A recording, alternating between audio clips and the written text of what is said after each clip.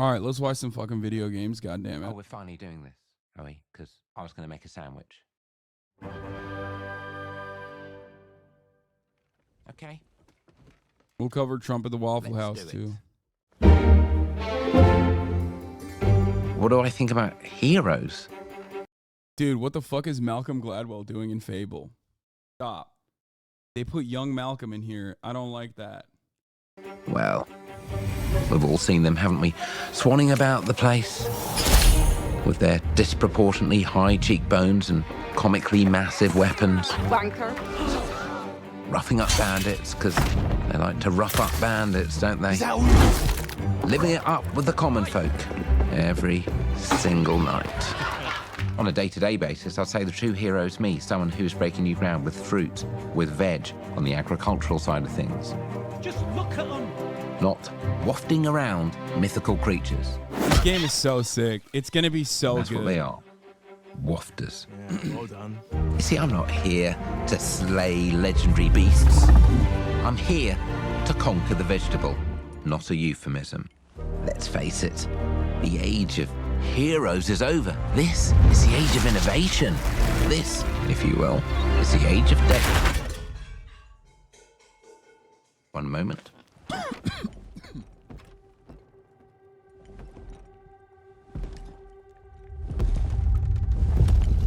This is awkward. Yeah.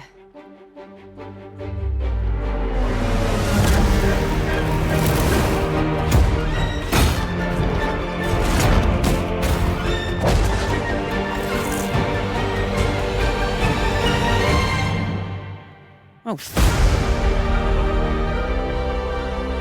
Vor. Fable. Now with Vor.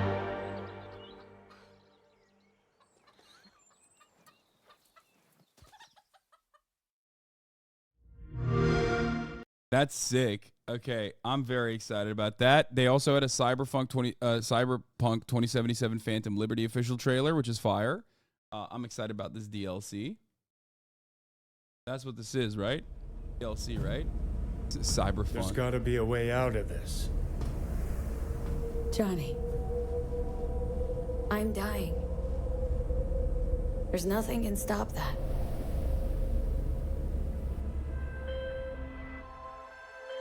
V, It's an expansion. my name is Songbird. I'm an NUS intelligence analyst. I know about the bomb ticking in your head. And I can save your life. What's the catch? I need you to get to Dogtown. Attention all Dogtown residents. President managed to crash her Space Force One into our humble district. Man's got 1,001 reasons to want Myers as a hostage. Sleeper agents. Time to wake them up. So NUSA's tossing us back into the fray, huh? Stay sharp. We're in the wolf's den So now. this is like a separate game.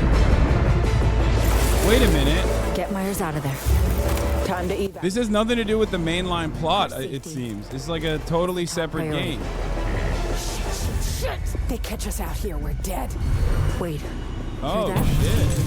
God almighty! It's moving! Run! This way! Quick!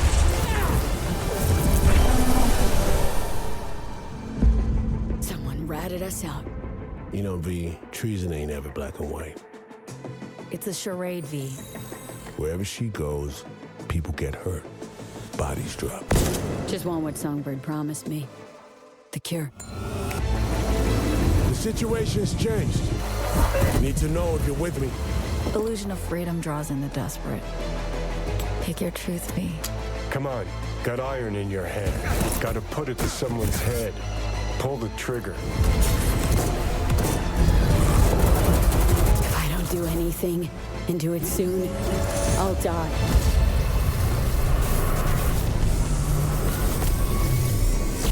Oh, okay, well, I'm going to play the fuck out of this, so sucks to suck for everybody who hated Cyberpunk, just like I've played the fuck out of Cyberpunk last time. This next game, from what I understand, is a commie game. Clockwork Revolution. Yeah, it's set before the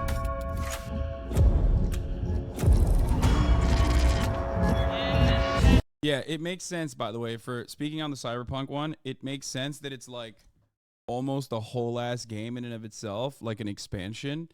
I'm old enough to remember that they used to do that sort of thing all the time, pre-DLC, pre-like, bandwidth becoming much better for DLCs and things of that nature. Most of the time, video games would come out with expansions in between like the 6-year, 4-year time frame when they were working on a new game. So they would basically like give it to you. They give you like almost a whole ass game while you waited for the next one to come out. And it was, it wasn't free, obviously. It's just you still pay for it. It was a little bit cheaper than the original game, but it was still like pretty large, pretty sizable. And CD Projekt Red did that with the Wild Hunt, if I'm not mistaken. I think they basically did it with Witcher 3 as well. So that was like also like a new game that was pretty big. It's hard for me to not like that and say that that's a good thing because of the nostalgia at the very least. The nostalgia definitely helps me a lot.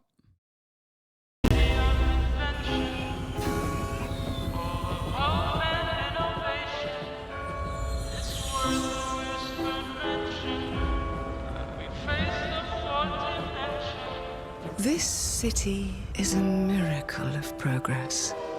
A finely tuned, delicately balanced machine. I really do hate steampunk. I don't like it. I mean, I also hate neon punk as well, but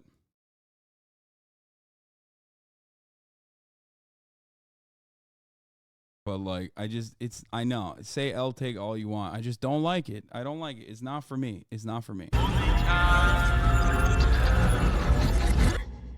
It's the aesthetic. But it only takes one rebellious little gear. I love post-apocalyptic. Everything. If you resist my rule,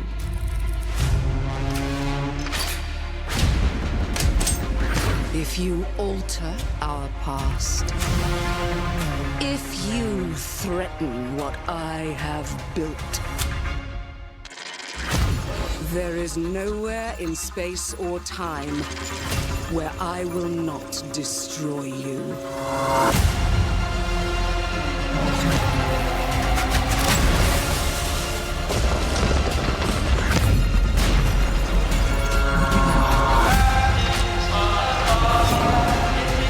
This is BioShock Deathloop, dude. BioShock Infinite Deathloop Edition.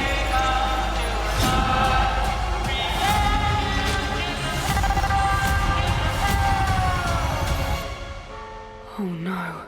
What did I do? Any last words before my friend puts one in your scalp?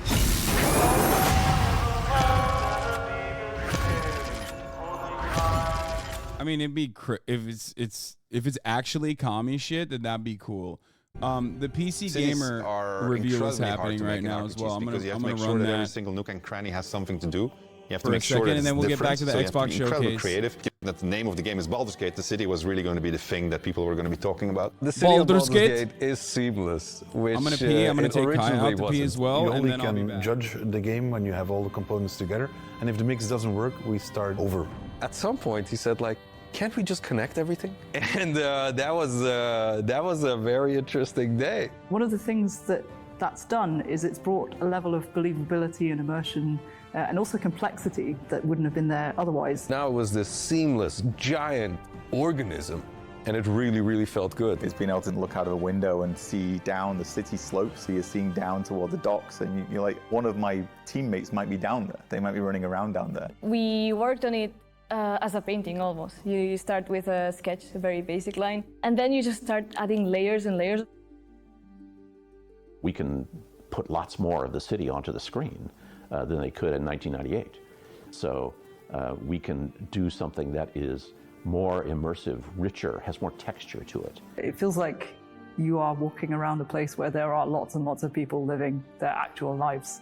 You have crowds that are walking around, can talk to pretty much anybody, and they react to every single thing. It's very alive in that sense. Every person that you meet in Baldur's Gate has got a story to them.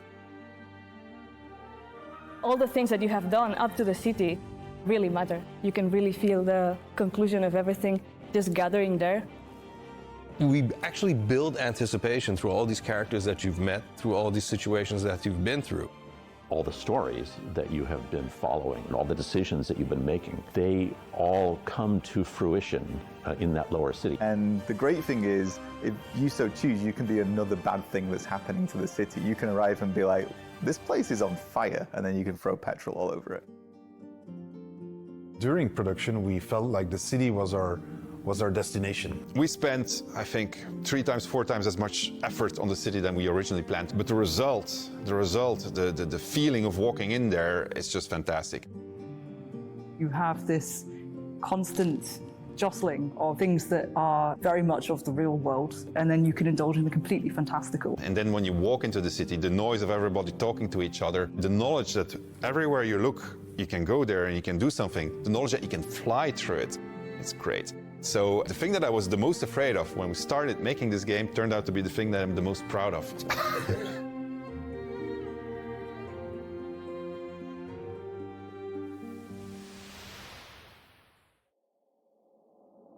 Larian Studios breaks the classic RPG series out of a 2-decade retirement when Baldur's Gate 3 finally releases on August 31st.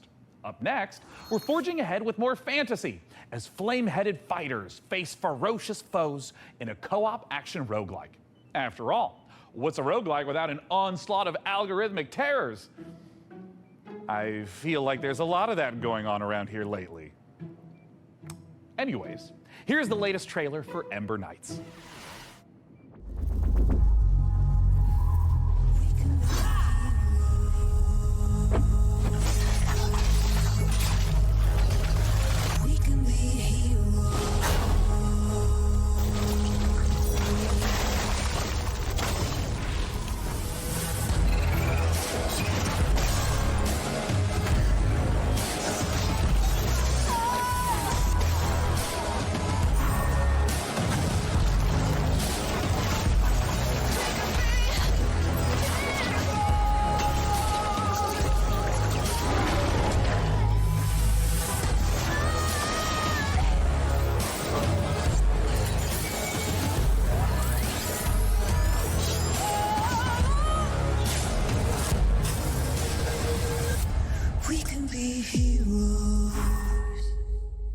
Oh fuck.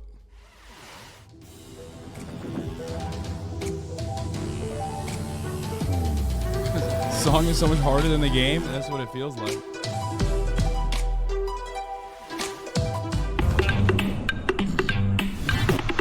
What is this fucking thing?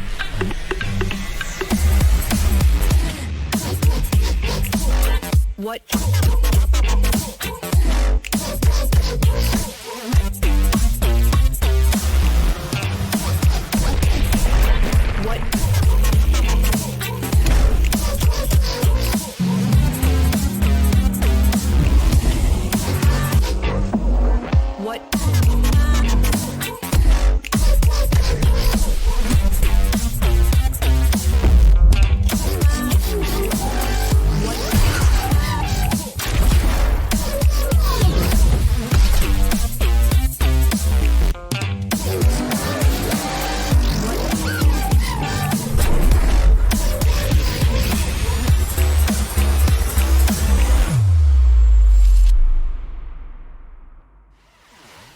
Would you like the endless loop of terror, death, repeat in the upcoming stealth extraction horror, Macabre? In Macabre, you and your friends will team up to confront interdimensional terrors, venturing deep into unstable time risk tasked with uncovering the source of terrifying anomalies. A great way to enjoy the outdoors. Built in Unreal 5, this exclusive debut will be out later this year in early access.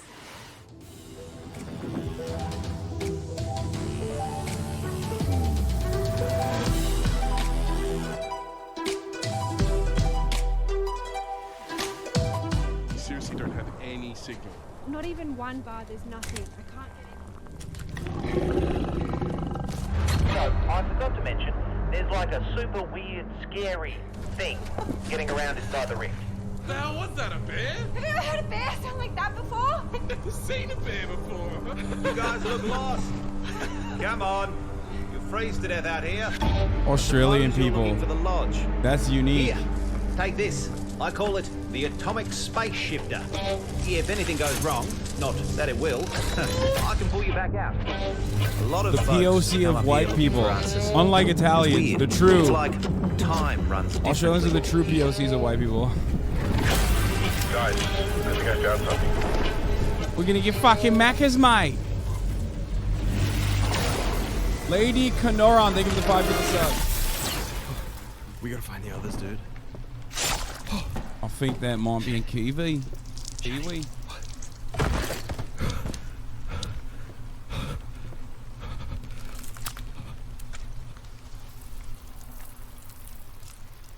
The Kiwis, not Aussies. My bad. My fucking bed. Average day in fucking New Zealand.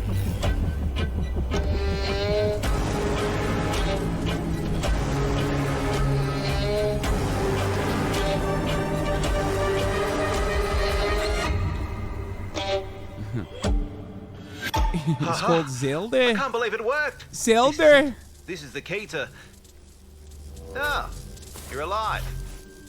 Ready to go back in? Macca's is their word, but you can say McDonald's. Average fucking day. Average day in New Zealand, mate. This is the average day in New Zealand, mate. This is how it fucking works. These are real fucking gators and whatnot. We thought we had billions of years before our sun died. Accent wrong and fill attack. Shut up. We were wrong.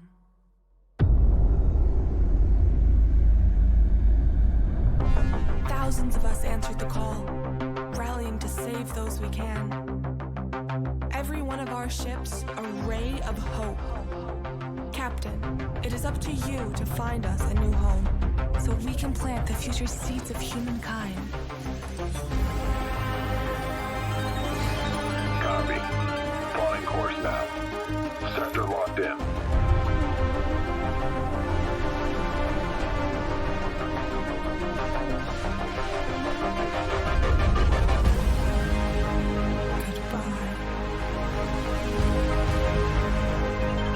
We are cleared to jump. Prepare for warp jump in 3, 2, 1.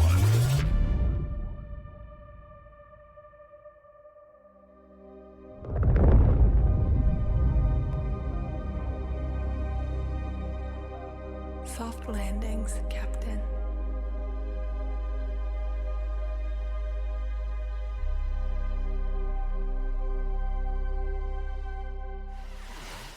As great as Earthless looks, it makes you wonder, how are we in the real world gonna fare when our big, beautiful sun enters its twilight years?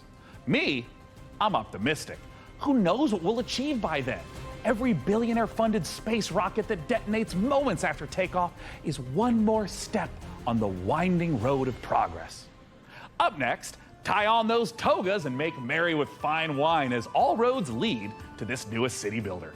Here's a first look at Nova Roma.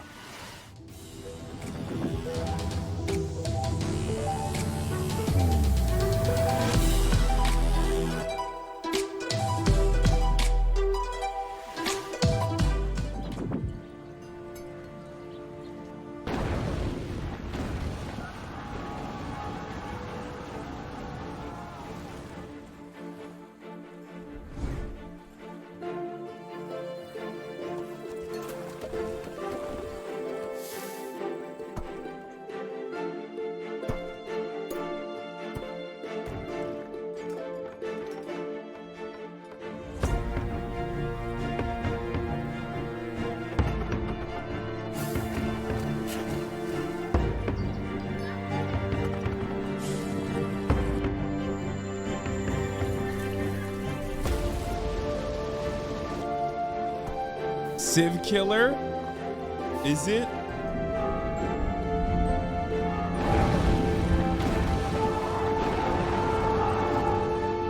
What if you play this and run out of money? I will not be playing this.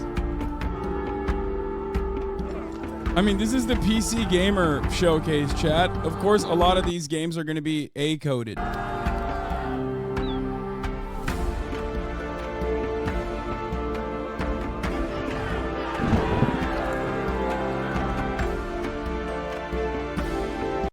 Wait, what? So apparently the Cyberpunk expansion totally overhauls the game. AI, skills, perks, vehicles, police. Baffling how this has been undersold. No fucking way. Wait, so they are actually making a good game that is like well defined on a wonderful universe that they already had created.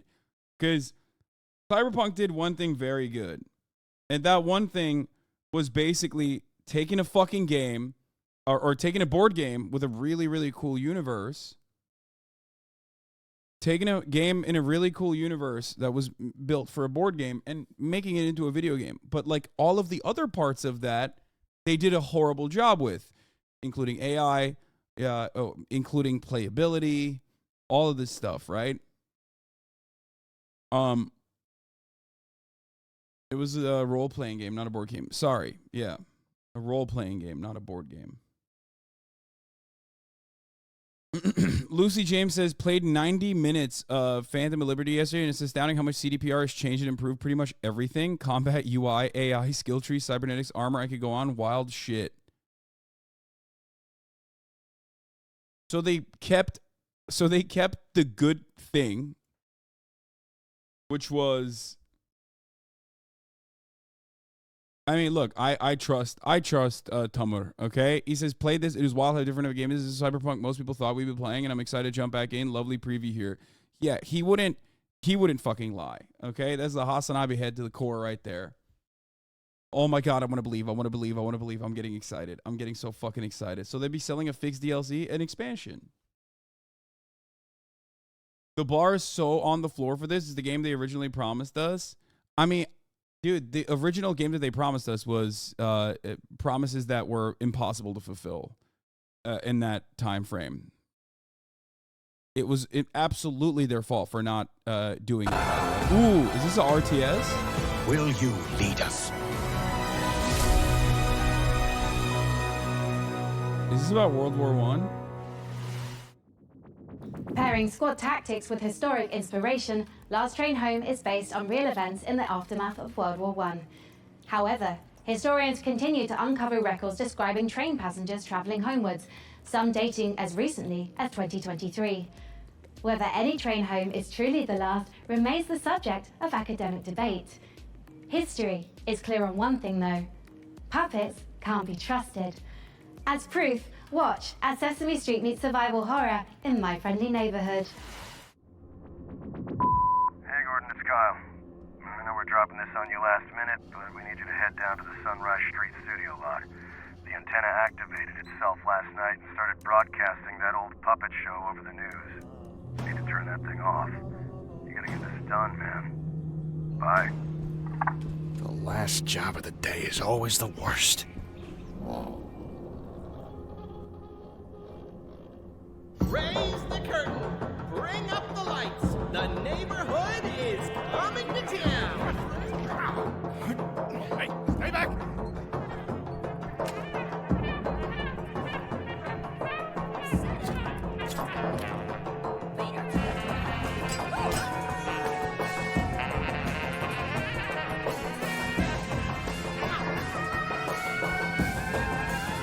Let's do this.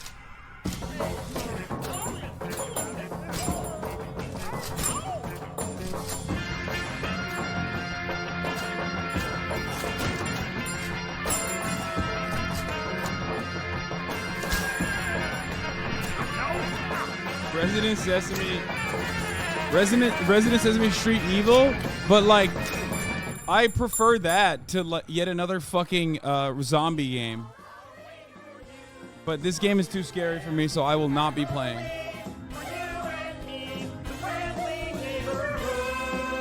Let's be real, okay? It should be illegal to make scary games, especially ones with like childish cartoon-like characters. I ended early. Can we go back to the beginning? A sprint victory and points up for grabs right here.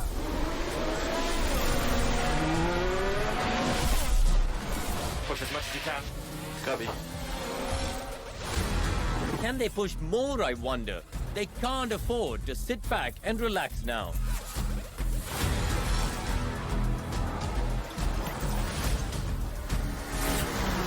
Are we in trouble or not?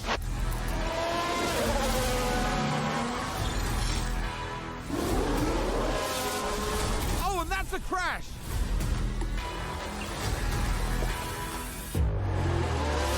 I'm pushing out, next one, pushing out. And McLaren with a great overtake. Stay right here. Is this Formula One because manager? We're just getting started. Oh my god, that's a game? Dude, Hey, Frank AI. Football Manager is literally...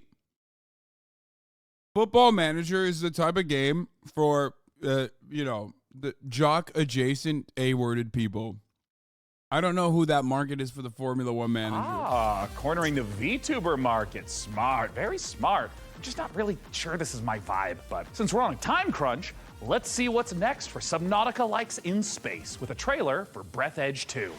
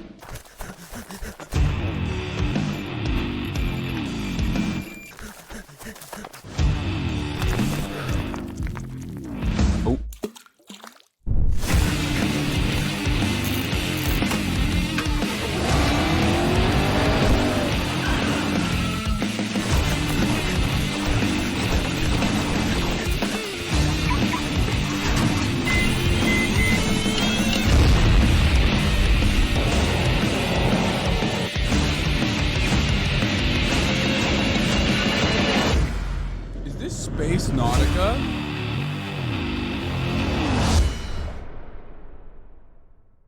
Breathedge 2 is the first one of this?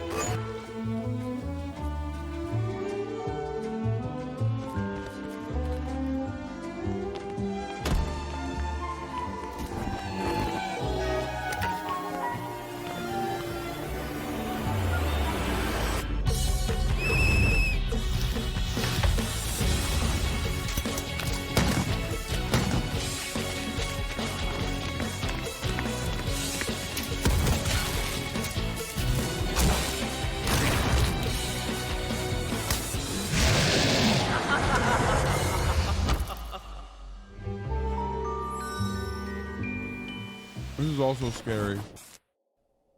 Man, there are so many great video games in this year's show. Frank AI, what do we know about sand? Sand is a fine granular What's up substance with this- composed of mineral particles. What's up with It this is finer talking than head? gravel, but coarser than silt.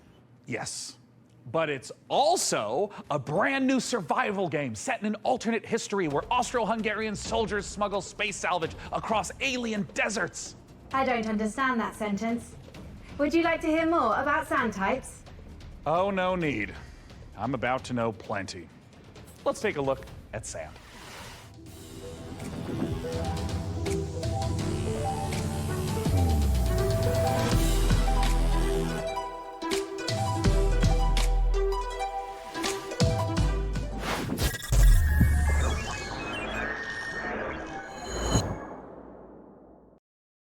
Space Austro-Hungarians implies the existence of space Ottomans, and I'm here for that, 100%.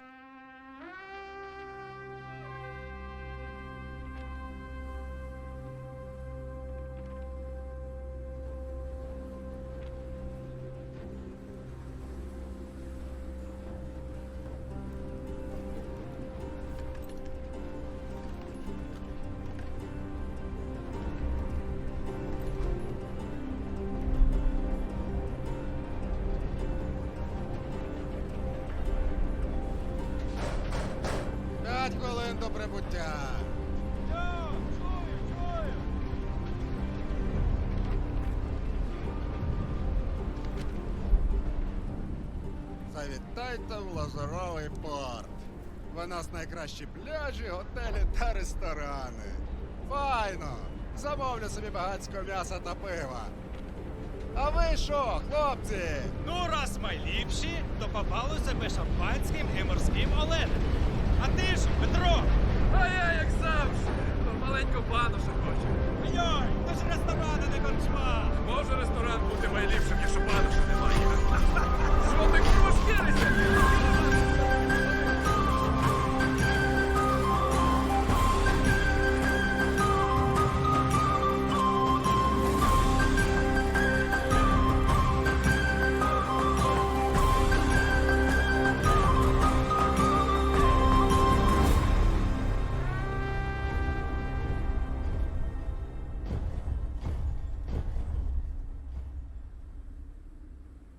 Okay, this didn't show me anything. I have no idea what this is about now. We have reached the end of this year's show, and we're saving something very exciting for the end.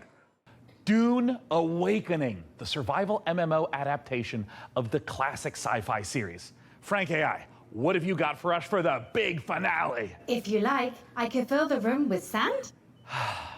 That's a little literal, don't you think? But what if we had, like, costumes? Oh, Dune's got some really cool costumes. We have the still suits, the royal garments.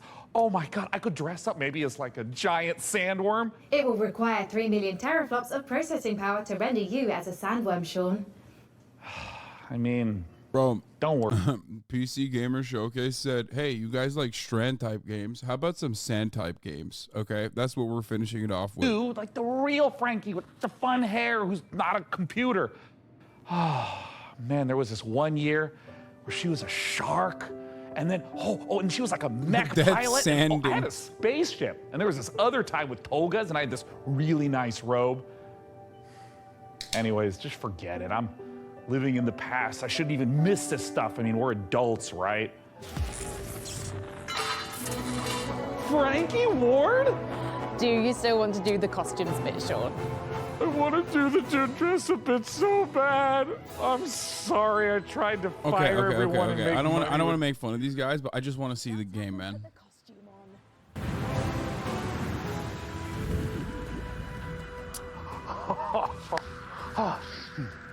Frankie, would you do the honors? Gladly. Here is an exclusive interview with the team making a survival MMO that's more sought after than a suitcase stuffed with spice melange.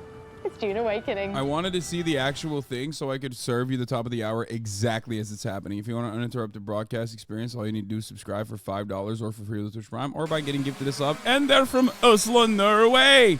Oh, top of the hour.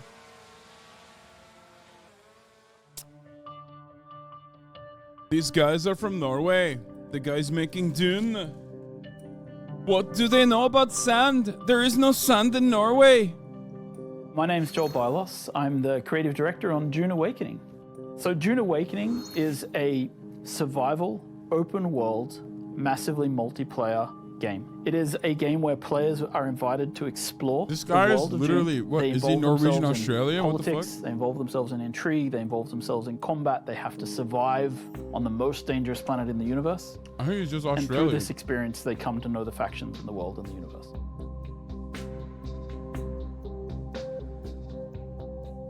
So when Dune Awakening begins, you are a castaway on the planet in the deep desert, and all you have is a knife that you've made out of scrap metal.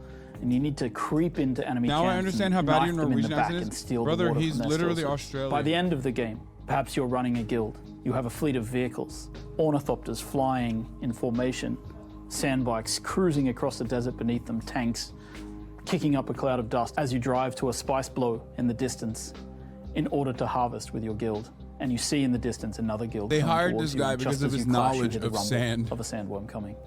That's combat in Dune Awakening. My name is Viljar Sommerbakk.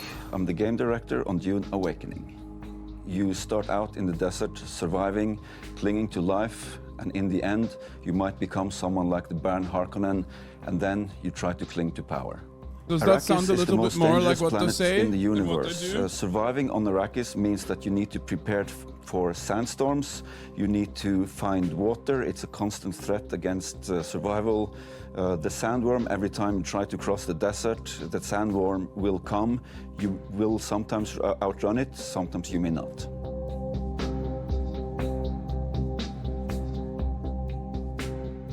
Dune Awakening is built upon a foundation of 5 pillars. Survival, which is obviously everything you'd expect to see in a survival game. It's water discipline, it's the surviving the sandstorms that sweep across Arrakis. Then we have politics and intrigue, which speaks to the faction gameplay of the game. It's about, siding with one of the factions, thinking about how they work together, perhaps assassinating members of the other factions. Then there's infinite exploration. Infinite exploration, which is one of the things I'm most excited about, is how the world it just changes looks like sand. over time. We have a concept called a Coriolis storm. This looks and when it more like sweeps sand across than the landscape, previous sands game, shift, sand. revealing new points of interest, hiding others, making the game renewed every week. Then we have combined arms. Combined arms is our combination of vehicles, melee combat, range combat, and abilities all working together to create a seamless sandbox combat experience. And finally, we have expression and customization, which is really more than just talking about like the visual expression and customization, which of course we have armor sets and clothing and a robust character creation. But in addition to that, it's really about play the way you want to play. Do you want to be a trader? You can do that. Do you want to be a fighter? Of course you can do that. Do you want to be a spy? Maybe that's the gameplay you're looking for. All of these things built into these pillars. So the journey of the player, we've divided that into 4 parts. We think of them as survive, protect, expand, control. The survive part means that you're up against the planet itself and you're clinging onto life. In the protect phase, you've gathered some stuff, you might have a base, but you also want to make sure that nobody else comes to take it away from you, so you try to build defenses and make sure that your base is in the clear. Then, in the expand phase, you lift your gaze and you look around and you see that others have stuff as well, and you might want to take their stuff. Then, in the control phase, you may find yourself being a part of a guild or even the leader of a guild. Then, the goal is to control the flow of spice on Arrakis. However, you're never safe. There's always someone lurking around the corner. Can you really trust your second in command? They don't even use guns the in goal Dune? of the control phase is they that do you now, are baby. clinging to control. Whenever you get into combat in the desert of Arrakis, try to get it over with quickly, because not only are you fighting human combatants, but the planet Arrakis itself is the greatest protagonist there is.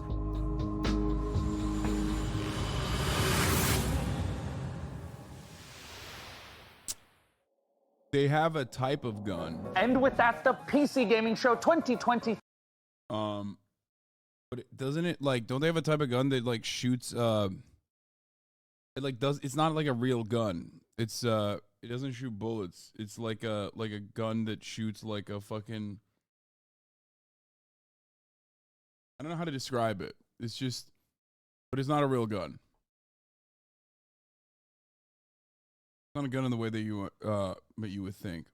Anyway, all right, let's get back to the fucking Xbox showcase. So what is Starfield? Why are you guys like, I don't know what Starfield is.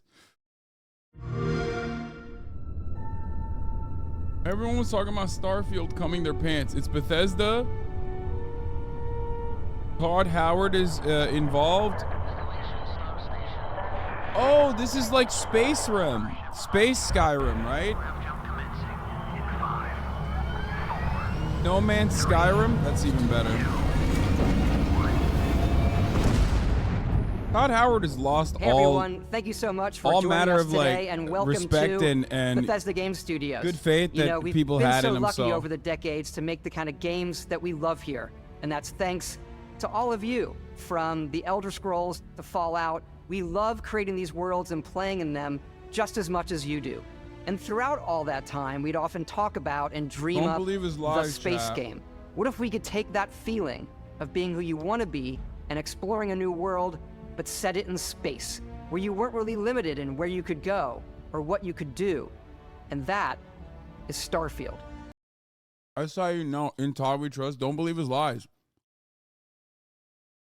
He immediately started the conversation by showing you feelings of nostalgia as to why you're supposed to trust him. Like, look, Fallout. Look.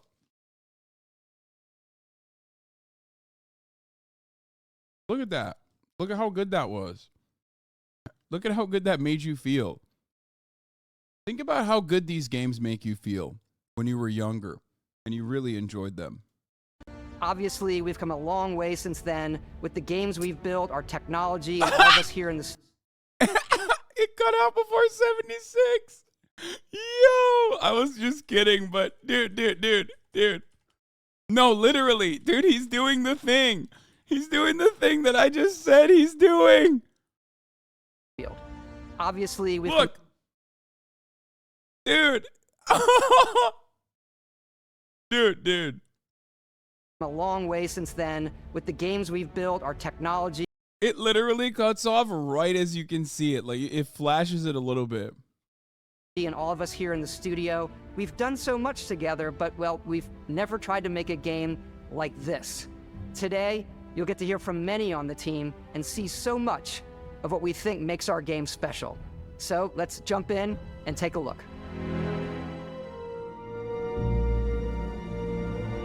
You'll be a believer by the end.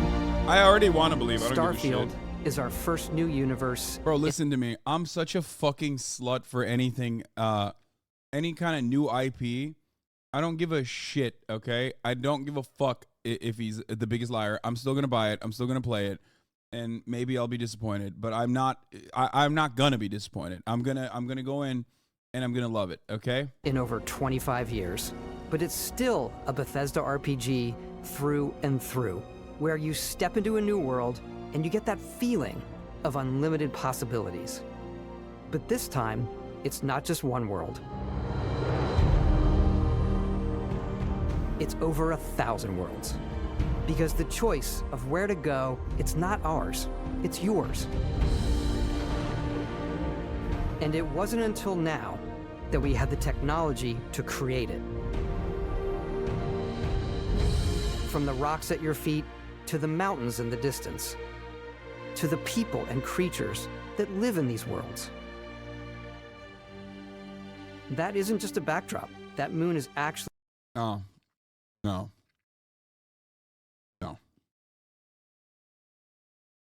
Already, like, my immediate reaction to it is that these worlds look like they're too vast, and then they will most likely be barren and desolate.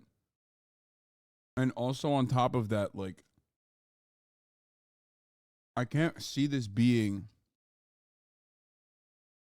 Like, I can see this being, like, massive, empty, desolate landscapes that you fucking tumble across for hours on end.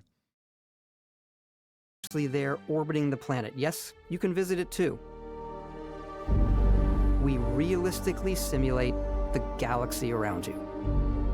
Our next-generation lighting model uses real-time global illumination to light the world based on the type of star and the makeup of the planet's atmosphere.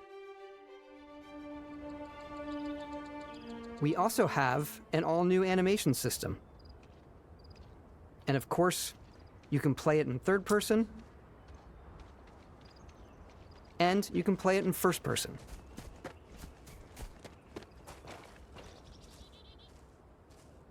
We love exploration and rewarding it, but you do explore differently in this game given its scale.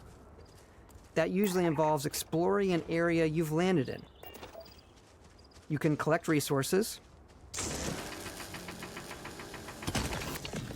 do a mission, and maybe even stumble upon something unexpected.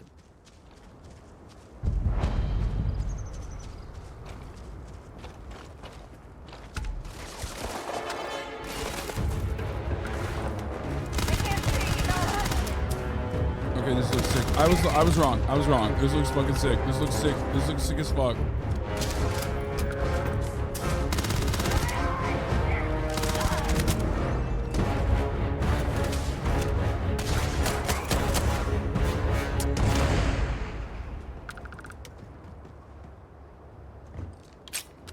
Okay, this looks kind of cool. We do love stuff and all of the items allowing you to pick everything up. Maybe and I'm you wrong. can view all that in your data menu. This is the hub for everything you're doing, from your skills to your ship, your missions, and your inventory. We love to pack a ton of detail in every object, from all of your weapons to spacesuits to food. We just obsess over the details, and food. We obsess over food. When you're done exploring, you can walk back or fast travel to your ship. We have companions and crew you can take with you. I left Vasco here back at my ship. Welcome back, Captain Howard. And he can even say your name. Let's head out.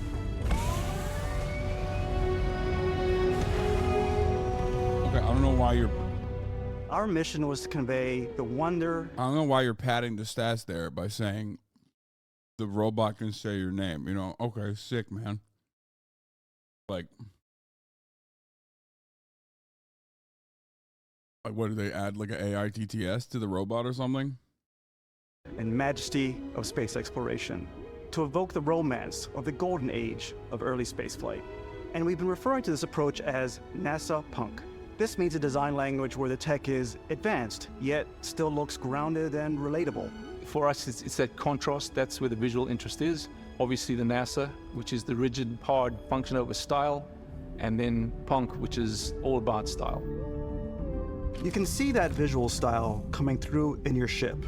Your ship is your home for you and your crew. And like many of the spaces in our game, it has a slightly retro and analog touch, a bit of lo-fi rather than sci-fi, I like where that. everything is well used, worn, and lived in. I love Alrighty. that. What's the plan, Captain? That's this fire. is your star map. It 2001: starts A with the Space planet Odyssey you're currently shit. on. You can see all of its info and resources. You can choose a landing spot or fast I do travel love to that. known locations. Backing out further, you can view all the planets in the system. Obviously, the game is big, and it's here you can see planets that have key locations, missions, or life on them, versus the many planets that are barren but resource-heavy. Todd Howard Zoom never out even misses further except for to when he see does. all the systems in this part of the galaxy. Here, you can plot a course to ones that are light years away. This uses your ship's grav drive to fold space and jump to these systems. And you will need to upgrade your ship and skills if you want to jump to the most distant ones. But for now, we'll plot a course to the Alpha Centauri system, where we can find the city of New Atlantis.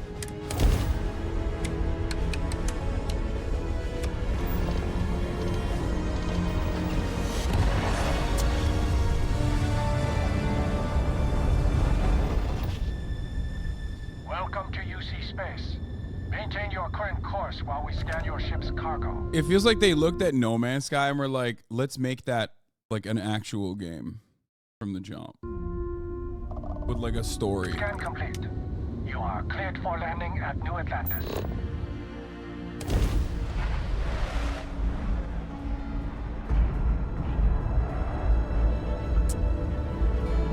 Oh my god, the frames are As dropping. soon as you land in a city like New Atlantis, your eyes are guided upwards to just these boundless, vast buildings.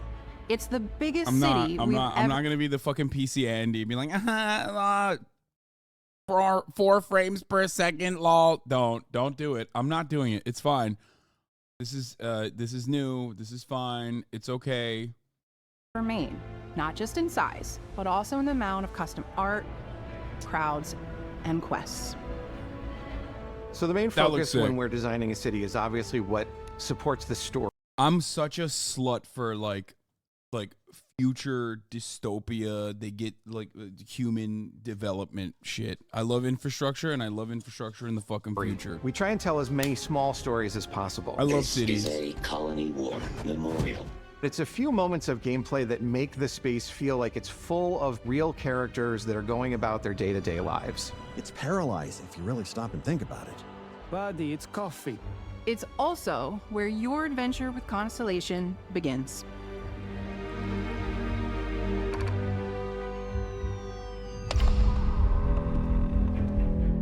Welcome to Constellation. We have a lot to talk about. By the time you meet them, Constellation is sort of seen as this mythical group. Most people don't even know they exist anymore. They're the last true explorers in the galaxy, and they're trying to find the answers to some of humanity's biggest questions. The artifacts are so different, so alien, and I'm certain one of them reached out and spoke to you. The artifact, if you could place it on the table here. Oh my Shun god. guy. Look at how it's coming together. That means there's a set. Built by an intelligence outside the settled systems. It's definitely an eclectic cast of characters. You've got Sarah Morgan, the ex-soldier and adventurer, now Constellation's leader. Mateo, the theologian who believes that there's definitely something else out there. Noel, the gifted scientist and Sarah Morgan's protege. And Walter, a very successful business. Am I crazy or are they... I can't even tell if this is mocap or not, and I don't know if this is an artistic decision, but the characters do seem kind of not as well defined, like the way that they look. They look a little odd.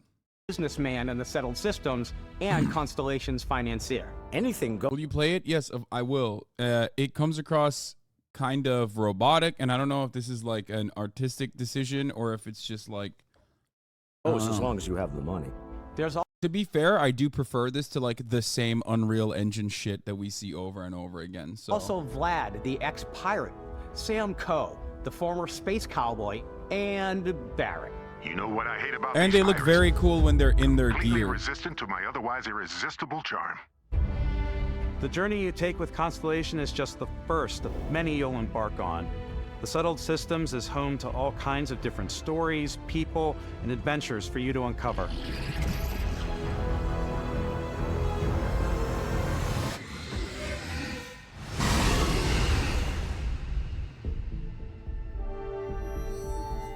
The United Colonies is where you'll find New Atlantis, the first major human settlement in space. The people who live here value law, discipline, and the legacy of humanity. They consider themselves the true children of Earth. You ever think of joining up with the Vanguard? Help the United Colonies, even get your UC citizenship? New Atlantis isn't the only city within the United Colonies. The city of Sidonia on Mars to this day serves as the largest mining facility for the United Colonies.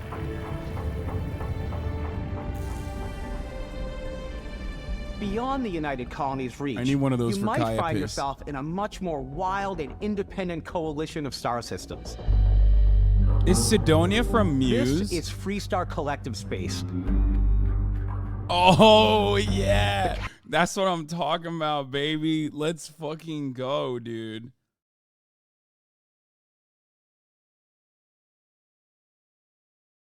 Let's go.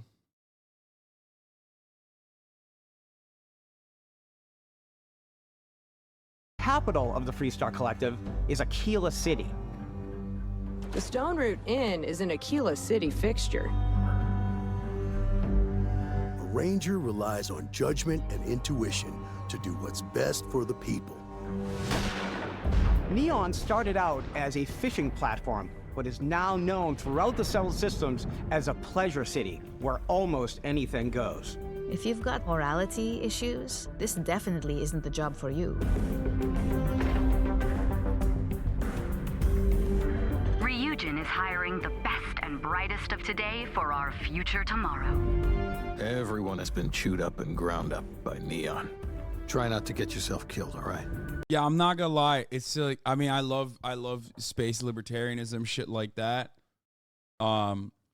But dude, the fucking character design is just like frustrating me. I'm like, come on, man. It's been 25 years, brother. Build a new engine or something. You know what I mean? Outside the bounds of civilized space, there are still plenty of unclaimed systems to explore. I'm still gonna play but the these shit out of it, areas are don't get me also home to wrong. the most hostile factions in the galaxy. The great serpent hungers. All heathens shall be made dust in time. When we watched a video about this, it seemed like it was very, like, the boss in that video seemed very like bullet spongy, and it kind of like looked shitty. This Well, we haven't really seen what it looks like to do combat with a big boss so far, but it does seem a lot cooler when you get to see the world, which is awesome. That is like, I'm a big slut for world building, as you guys know, so I'm stoked on what I've seen This so is the far. face of a brave runner here to challenge the Red Mile. They think the galaxy is theirs. They are wrong. It belongs to the Crimson Fleet. It always has. In Starfield, we're pushing our cities and settlements further than we ever have before. It's all there, waiting for you. A slice of humanity's future. So, ready to get out there? Throughout the galaxy, there are so many things to see and stories to experience. But the most important story is the one that you tell. I'm the type of person who spends hours in character creation, and I think people are going to be really excited when they see all of the improvements we've made. I don't really One of the believe biggest overhauls was done through our character generation system. We scanned a wide range of faces from different age groups and ethnicities, and by mixing and matching all that data, we were able to create highly detailed and diverse characters.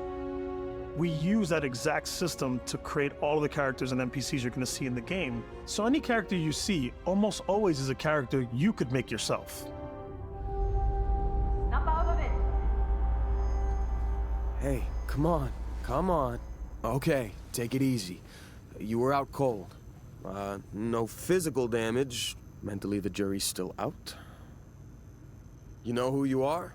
New recruit for Argos Extractors? Ring any bells? Any of this look familiar? You start your character creation. I start off as a guy with amnesia in a spaceship. Fuck yeah. KOTOR, baby. Journey as though you're cycling through employee records. You'll pick from a lineup of 40 presets, and that'll be your starting point. Your journey from there can be as detailed or as quick as you want it to be. This new system has more to offer than ever before. It's also the simplest character generation system we ever had. We let the player get as close as possible to make whatever they want. With the various facial morphs you can blend together, the dermesthetic and makeup, blemishes, scars, piercings, teeth settings, it's a lot. But I think it's the most fun to use. It's pretty funny that they got the guy with like a crazy piercing to mention that. That's deliberate. Character creation is more than just how you look. This is also where you start to decide who you want to be. That's where backgrounds come in. Backgrounds give you a bit of backstory and start you out with three basic skills. Look at the amount of backgrounds. From That's chef overwhelming. to dusty. You know, the crew still has a betting pool about which restaurant critic you must have crossed to wind up here. What's great about backgrounds is you never know when yours is going to come in handy. You could be in the middle of a fancy restaurant talking to some guy, and suddenly you learn he needs a beast hunter to help track down a monster. Fine. I probably should stick to professionals anyway, given what happened the last time. We're also giving you the option to customize your build even further by letting you pick up to 3 traits. Traits are completely optional, and they come with their own advantages and disadvantages. You could choose to meet your biggest fan. By Vectera! Is it really, really you? He'll join your crew, and he'll give you gifts if you're willing to put up with his constant commentary. I can't believe I get to stand near you, breathing the same air. Bro, they put fucking parasocial stream snipers in a fucking game. My favorite Stop. trait is kid stuff. You have to pay some credits to support your parents, but they're very sweet, and it's really fun to go visit them. Honey, we got ourselves a visitor. Oh my god! I came across some hostile zealots in space, but because I had chosen a trait that made me the same religion as them, I was able to get by without any issues. There's another great one that gives you a damage He's from buff when your health is Oblivion, low, the arena but fan. I mercenaries will remember he was randomly like show up way and skinnier, try to kill no? you. No matter what you choose, there will be plenty of ways for you to tell your story. And if you want to remove a trait, there are ways to do that too. What a view! It's He's a like an elf. feast for the eyes. Off we go to another Yeah, I remember him. adventure. We'll let you discover that on your own.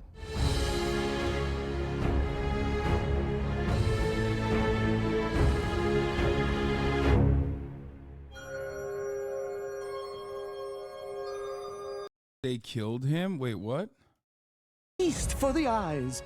Off we go to another adventure. That's fucked up.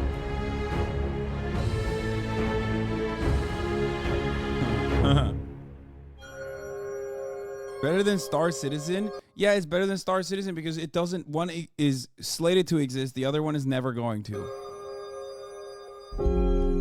Once you've built the perfect character, that's when your journey can really begin. We took what we loved about skills and perks from our previous games and put Oh, come on, homie. Why are you wearing a fucking golf visor indoors? What is happening there? them together to create That's a an wild all-new skill design system. decision for yourself. Each time you level up, you get a skill point, which can be used to unlock or rank up skills. Ranks are unlocked by completing challenges associated with that skill. Challenges become increasingly difficult as you work your way to higher ranks. With our 5 different skill trees and 4 ranks per skill, there's a lot to choose from. I like the Xenosociology skill because it lets you mind control aliens. Boost pack out of the gate. I'm boost packing everywhere.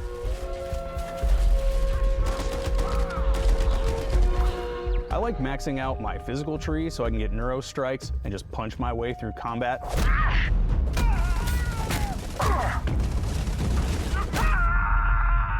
That one's a lot of fun. Invest in the skills that suit your playstyle. I'm very much a stealth player.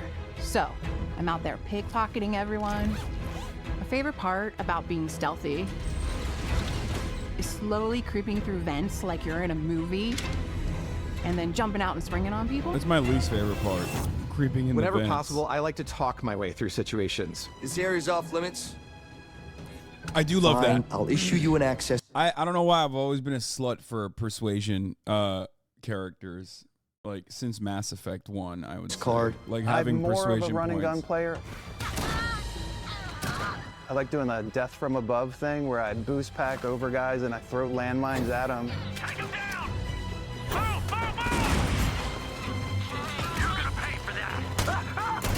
I like the gun doesn't even like look like blowing a stuff gun. up.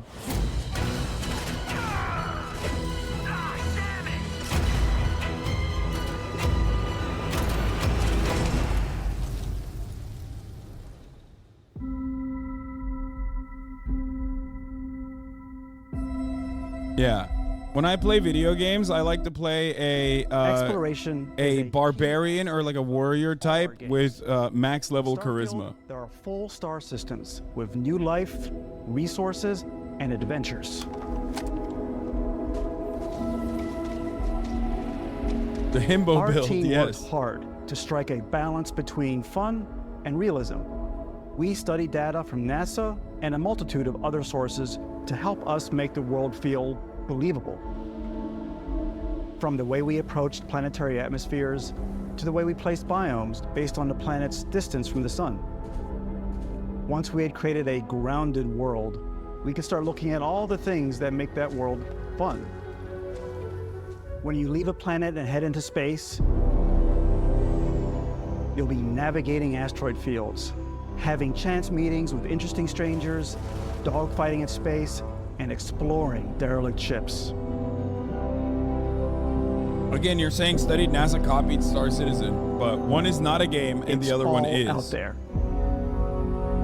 The only game Star Citizen plays is with Ultimately, your hearts. It's about rewarding your curiosity, because whether it's on the surface of a planet, the alleys of a city, or And the wallet. vastness of space, you never know what you'll find.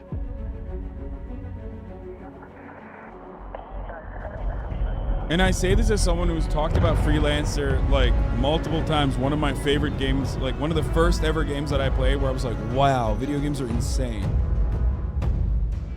Space exploration is possible thanks to your ship. Your ship is almost like having another character or home you can make all your own. I think you'll be blown away by the amount of stuff you can do. You can buy a ship. I'm sure you can find something you like. Customize and upgrade that ship. and hire a crew to keep it up and running. Playing Freelancer when it first came out on my fucking and it PC. all starts in spaceports. And experiencing like immersive. Every spaceport has a ship gigantic technician galaxies. where you can purchase, sell, So and sick. modify ships. Anything I can help you with? Maybe you start off with a speedy fighter that's perfect for bounty hunting. Then you might round out your ship roster with a hulking space freighter to run cargo missions, or even do a little smuggling. For now, though, we're going to take our starting ship, the Frontier, and make some changes. You can customize and upgrade everything you see here, and you have two ways to do that. You can quickly upgrade individual systems like your weapons or shields, or you can deep dive and enter the shipbuilder mode. Here you can change anything, from the systems to the look and layout. Adding a new habitat module can give you more room for crew. Adding cowling can change your ship's overall silhouette. This looks fucking awesome. An improved grav drive allows for longer distance space jumps. You can even fully customize your paint job to get the exact look you want. The parts you choose to build with don't just affect your ship's stats. They'll also affect what you can do inside your ship. I feel like they took all of the goats of space travel and then put it into one game. I don't know how it's going to work out, but if like it seems like they literally took some of the best aspects of every like big space exploration game that has come out in like the past couple of years and tied it into one game. Like that's why you keep saying, "Oh, it's like Outer Worlds or No Man's Sky or even Freelancer kind of." Like it just feels it's going to be buggy for the record. It's going to be fucking buggy. Obviously it's going to be buggy. It's a Bethesda game. I mean, that's part of it. That's going to happen. But you know, it's still going to be sick, it seems. I don't know. We'll see. Ship. You can have modules for crafting or for storing and displaying your weapons. Starfield's in-game ship manufacturers bring their own look and feel to every piece of your ship. This game From will living not be quarters playable to cargo like holds, it'll come with a day one mess patch halls, and it will still and not be control playable. rooms.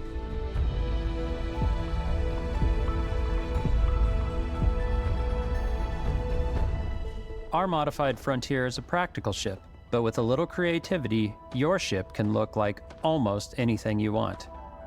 It's a bit odd, but one of my favorite ways of customizing ships is I make them look like animals.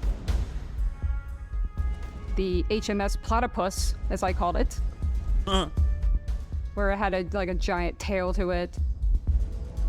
And we've done spiders, we've done mechs. So it's really whatever your imagination is. Bro, this is like Zelda. And while you can build your It's like home Zelda among the building. stars the way you want to, you're probably not the only person who will call your ship home. Ready to lift off when you are, Captain. Engines ready. The Frontier is fueled and ready, Captain. Some of the members of Constellation can join you on your journey. These companions can serve on your crew, and they'll always be there when you travel. We'll be traveling together until we either find an artifact. Is there going to be any kind of like From Software style or Diablo style like multiplayer feature in this game, or is it sole single player? Because I feel like the only way to take like this massive expansive universe and make it replayable would be if there was some level of like, I mean, all single player, fine. I love single player games. But this literally looks like too expansive for it to not feature some kind of like multiplayer option in it. No, but there will be a mod for it. I mean, it just seems, I don't know. Or this lead runs dry. Each companion comes with their own valuable skills for your ships and outposts, as well as unique quest lines. Like co-op. Eventually, some friendships might blossom into romance. I don't know that I've ever really loved. Before people say, remember Fallout 76? I don't, because I never played it. I actually never played it. And just because that fucking failed doesn't mean that like the principle behind putting a co-op or the idea behind putting a co-op in that game doesn't make sense. I think it does. Also, We did watch the Internet Historian Fallout 76 video. Anyone except you. And if you're looking for a little extra help on your ship, you can always hire additional crew at spaceports. Got any room on your ship for someone like me? Can you fuck alien pussy or not, man? You'll what is this also meet romance potential shit? crew I want to members know. out in the world. Still think there might be a spot for me on I your don't ship? care about fucking humans, okay? Let's be real. Are there humanoid aliens? Number 1. 2, how do we fuck them? Okay? I gotta get off this rock. Assign crew to your ship or outposts, and their unique skills will affect how they run. Like, everybody's throwing up Haas and shit, but, like, let's be real. Every single one of you on day 1 is like, well, let's see what kind of mods there are out there. I'm just looking. I mean, I'm not really that interested, but, like, it wouldn't hurt to find out. You know what I mean? Don't act like I'm not asking the questions you all want answers to, okay? I speak for all of us when I say I would like to know if you have humanoid aliens in this fucking game, and can you fuck them?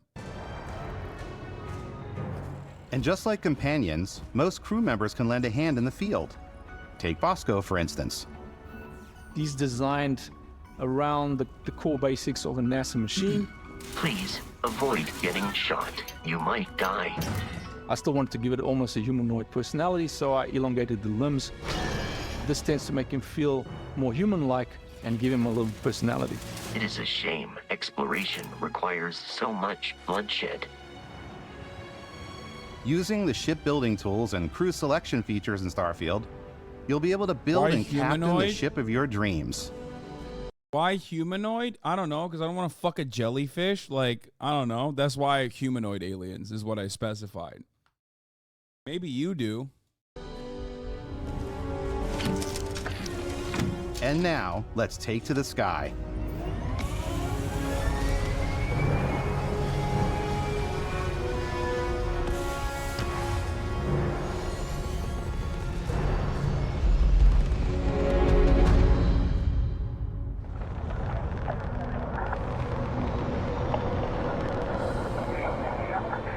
We're putting you in the cockpit of your very own spaceship and telling you that you can do pretty much anything.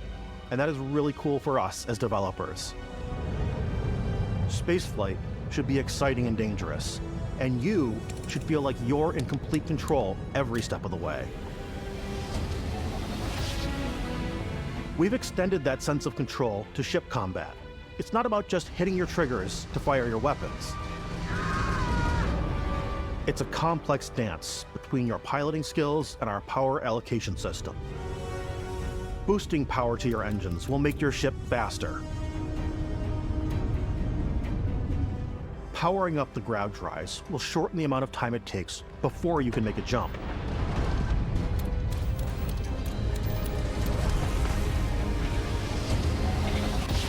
And moving your power to your weapons and shields means you're ready for a fight.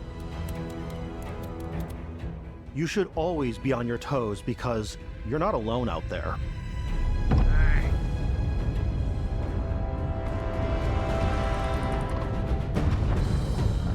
Zap the motherfucker.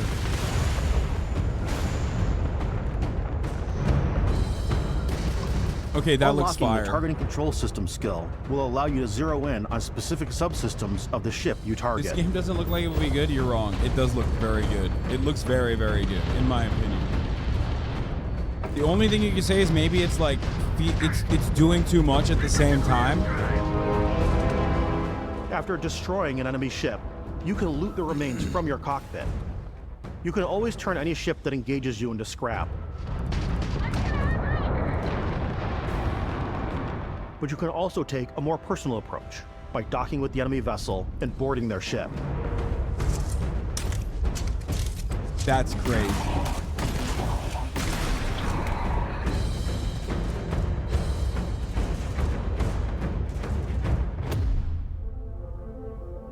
Once you've taken control of an enemy ship, it's yours.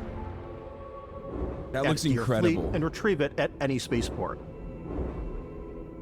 But space is way more than fighting for your life. Just like when you're planetside, there are plenty of sights to see and stops to make on the way to your next adventure. Like these massive star yards. Walk the halls, talk to the crew, maybe get talked into buying a whole new ship. A civilian in my star yard. Let's see about getting you a proper ship, one worthy of you. Maybe you'll dock with a gigantic battleship, like the UC Vigilance.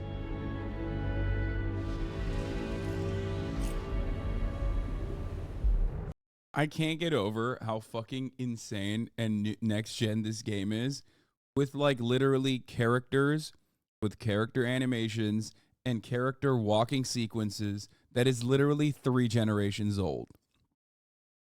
It like, I want to avoid seeing that.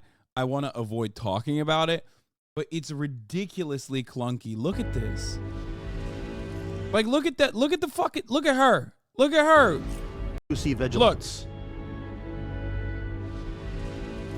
What is this, man? What is going on? Or rub elbows with the galaxy's wealthy elite on a cruise ship fit for the stars.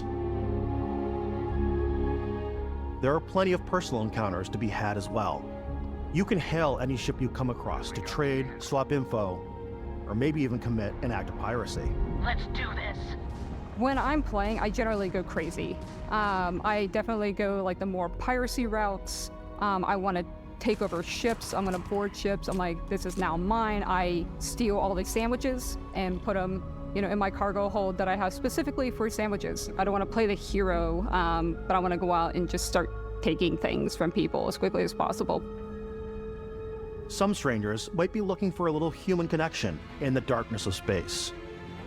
Hello, stranger. I just finished cooking up some food. If you want to come on over, just pop on by. Some of the best moments are the ones you discover on your own. The thing I love most about Starfield is that it is a Bethesda game. You know, there's gonna be fucking spaceships out there that are ghost ships that have like had every single person in it die mysteriously, and you're gonna be trying to like figure out what happened, and then there's gonna be like some kind of zombie ass fucking disease on the ship. Through and through. It's really about going to strange new places, meeting interesting people, and getting sidetracked on zany adventures. Then realizing 2 hours later that you're involved in a completely new story. You're human. We thought we were the only ones to leave Earth.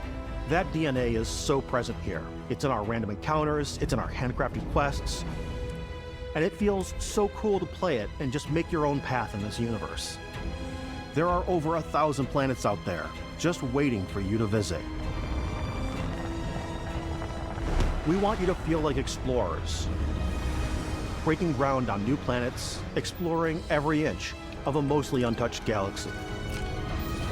We want you to feel hopeful. We want you to feel this sense of awe and wonder. I think there are aliens, but like not. Fear. But they're like animals. We're giving you a massive playground and a ton of toys, and just setting you free. And I think the entire purpose of the game is like to try to figure out if there is like humanoid aliens out there, right? Isn't it what it is? Hey everybody, we've shown you so much stuff. We've seen fucking aliens that look like animals. You know what I mean? Short break. Starfield Chrono Mark watch. What the fuck? Well, we thought we'd just take a little break tail into our collector's editions. Okay. Don't sell me more, okay? In every one of our games, we always put so much care into all those little details that breathe life into our worlds. But Starfield isn't just a Bethesda Game Studios world, it's a Bethesda Game Studios galaxy. So why go this big with Starfield? Because we want to give you freedom on a galactic level. The freedom to experience both the exciting planets and the quiet ones. Scanning a planet before you land is a great way to get a sneak peek at the available resources you can use for crafting, building, and customizing. I think what's cool about this whole system that we generate the planet itself as a procedural content, but the handcrafted content itself comes as the player explores. Our system builds a planet as the player approaches it. We stitch together a block of terrain. After that, we have the system that adds interesting locations for the player to explore, creatures to encounter, ore and plants to pick up. It allows us to add that touch of environmental storytelling that Bethesda is known for. Aggressive creatures have been disrupting our experiments. Their habitat isn't far from here. If you could take care of them for us, we would be in your debt. So even if your friends were to visit the same planet that you had, you would have a different story to tell. Yes, I would not fuck an octopussy. Please stop asking me if I would fuck an octopussy. Only humanoid alien pussy, okay? It's ridiculous. I am terrified of octopus and octopi and octopussy that comes along with it.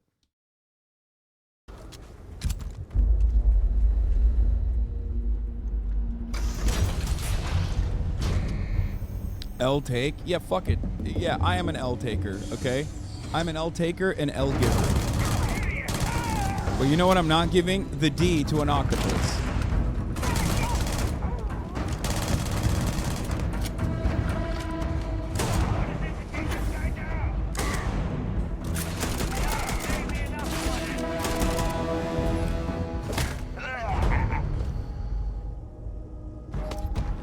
It's completely up to you how you want to interact with each planet, whether you want to explore and see what you can find, harvest resources and be on your way, or simply... Bro, everything they keep showing about exploration signals desolate wasteland with 3 caves. Like, it's hard. I don't know how the fuck they're going to pull this off. What is this game going to be, like 700 gigs? Like, how are they going to pull off random universes with like multiple different, like Mass Effect, exactly. There's no, I don't know. I don't know how they're going to do that. Take in the views.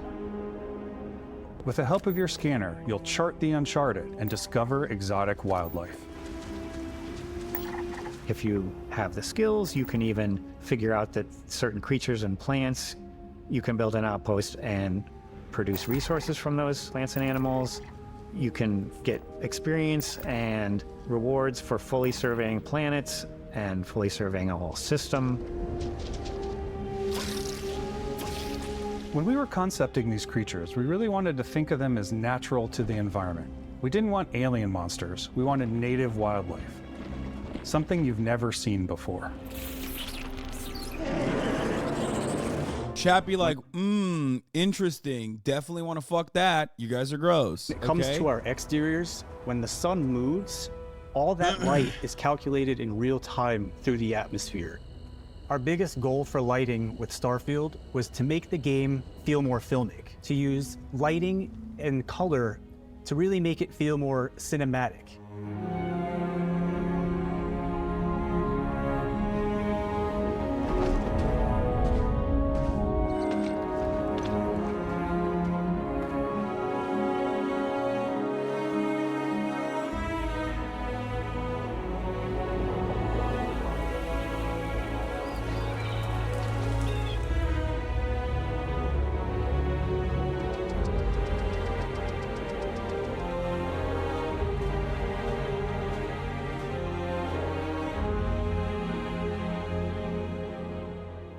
After some exploring, you can find a spot to set up a base camp. Outposts can be built almost anywhere on any planet. And the habitat modules come in all shapes and sizes, filling all different purposes. You can even live in them. Assign crew and companions to work at your outposts for added bonuses, and set up extractors to harvest resources while you're away. Things to be generated in a random but actually deterministic algorithm like a PRNG, a pseudo-random number generator. This means that you could store minimal starting information and be able to compute what each world should contain without having to actually ship the bits to everyone who wants to play. So like what? Like randomized dungeon crawling like in Diablo 2? Is that what you mean? Except this time it's an entire planet. I don't know. Oh, Minecraft. Yeah, Minecraft.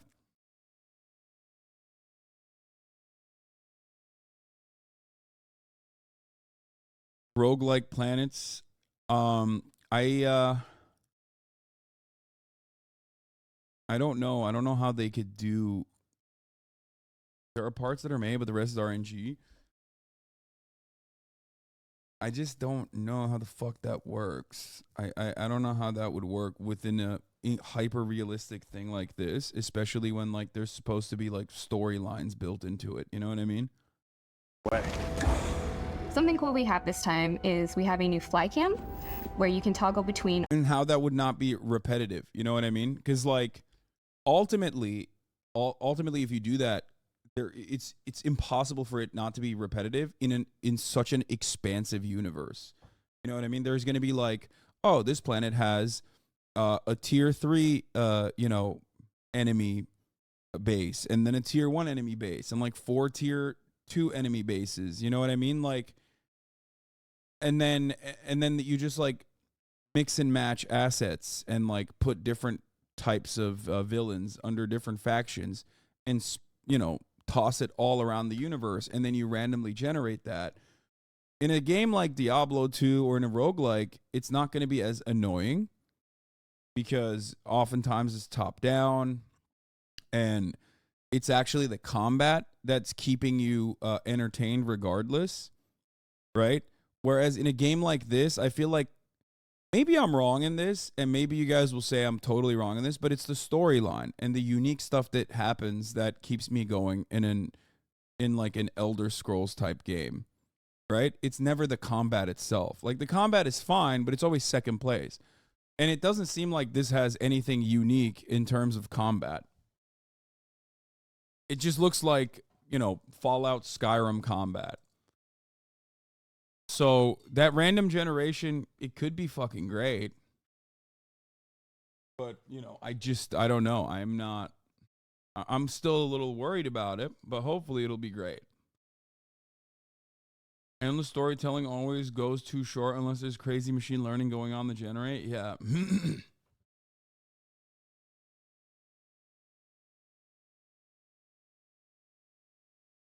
I just don't know how they would be able to randomize it in a way that doesn't seem repetitive. I'm not saying they can't, but if they are able to, if they're able to like randomly assign the universe, the planets inside of a specific galaxy with like unique sequences and whatnot, then it'll continuously make it replayable.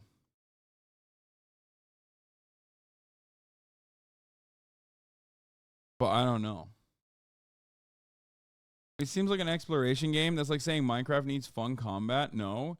Okay, but you can't compare this to Minecraft because Minecraft is not simply an exploration game. There's so much more to Minecraft as far as like building, as far as breaking down, building. Like Minecraft is not an immersive role-playing game.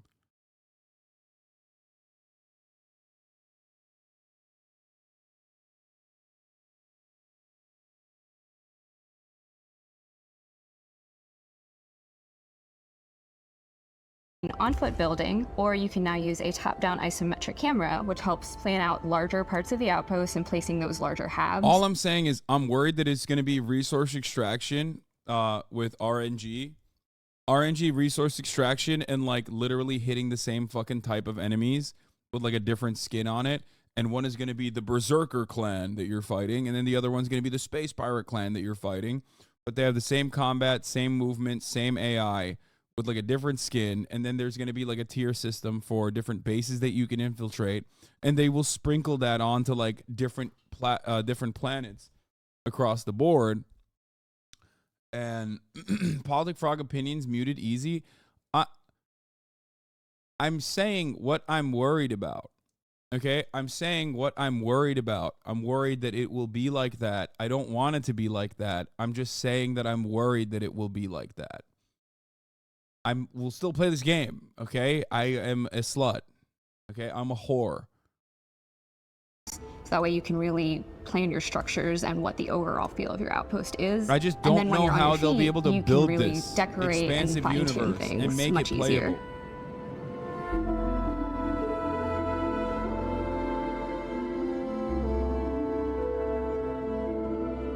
You can have predefined locations for story and put them on procedurally generated planets. The repetitiveness part is solved with enough variance.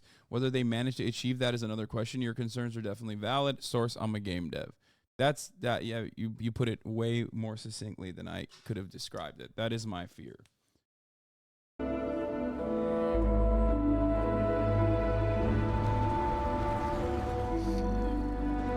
Like, I can't help but feel like this is like a Mass Effect promise.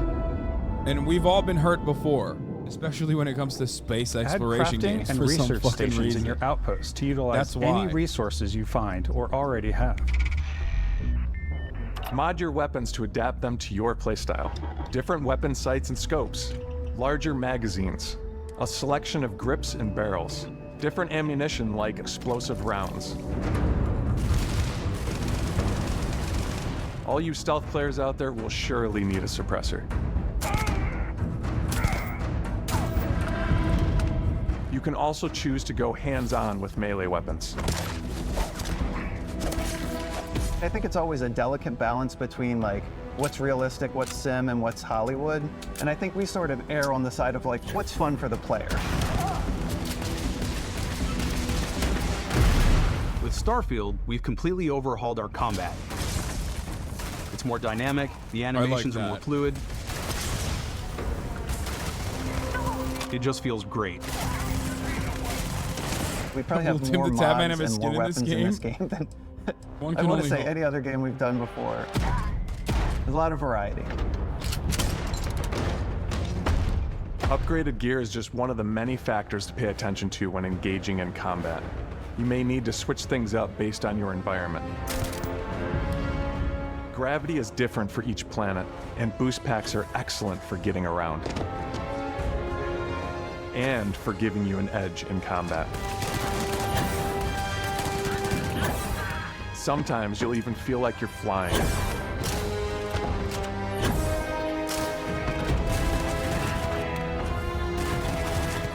Zero gravity environments pose a different... How the fuck do you do third world shooter? I guess auto targeting, right? Like, I mean, third person. Fuck, third world shooter. Challenge. Aim Firing a assist? ballistic weapon in zero-G will actually push you backwards. Energy weapons, on the other hand, offer a more stable shooting experience. We also have mag weapons. These are high-powered electromagnetic induction ballistic I know there's arrays. third-person Each shooter. barrel has its own targeting laser and can dish out some serious damage. I should have said. Whether you want to get up close and personal with your own two fists, or you like more compact weapons like pistols and submachine guns, or maybe you prefer something bigger.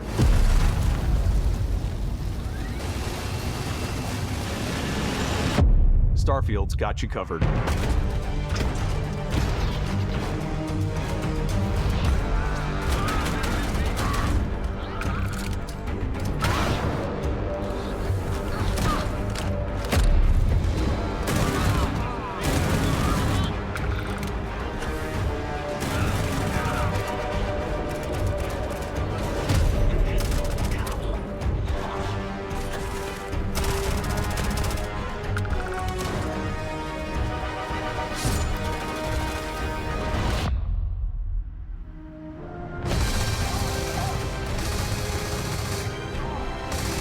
I mean, the first person looks sick. It actually does look sick. And it doesn't feel bullied spongy at all.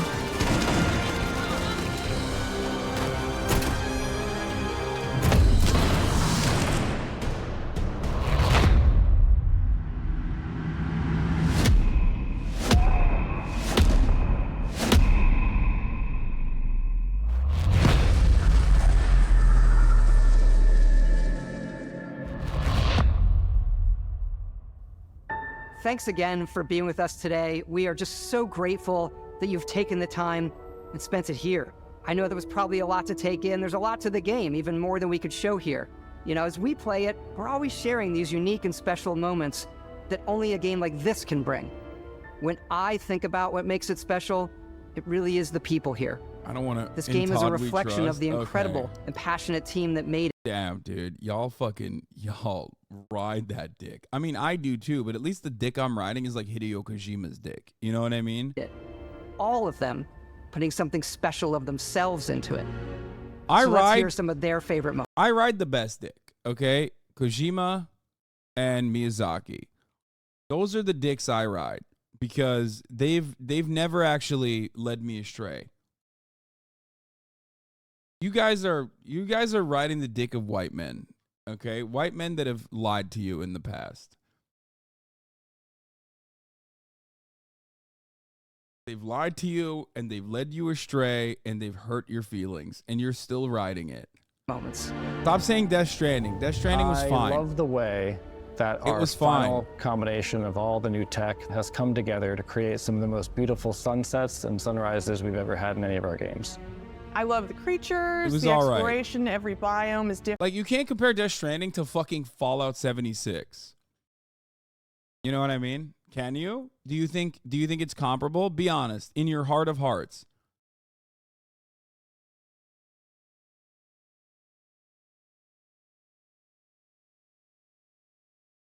That's not fair. No, that's like you're comparing. You're saying that Kojima's dick is not rideable or you're comparing it that way. No, but you can compare Metal Gear Solid 5 to Fallout 76. No, you can't. No, absolutely not. Also, that's one is literally like indentured servitude, okay, versus the other guy has like way more leeway with the business decisions on the side. Okay? I see Metal Gear Solid 5 as like Kojima being held at gunpoint to like make a game again. And even then you can't compare it because Metal Gear Solid 5 is still like literally an objectively good game.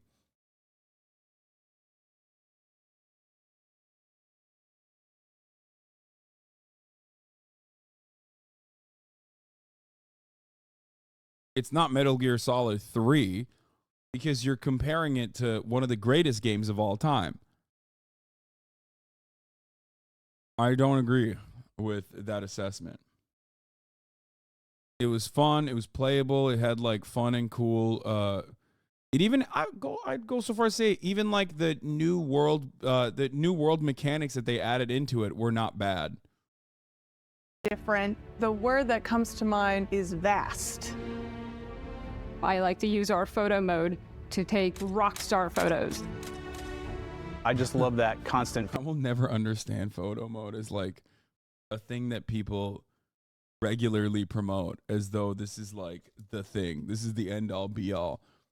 It's like top of the hour ad debates being like the main selling point for fucking for the HasanAbi broadcast. You know what I mean? At the top of the hour, there's a 3-minute ad break. Like, and sometimes I debate you. Some of them are good. Some of them are not great. Okay, this one was, you know, above average. But that's not the main reason why you're coming here. Now, of course, if you no longer want to see those ads, all you need to do is subscribe. You can do that for $5. You can do that for free with a Twitch Prime. By connecting your Amazon Prime account to your Twitch account where you get one free Prime subscription a month.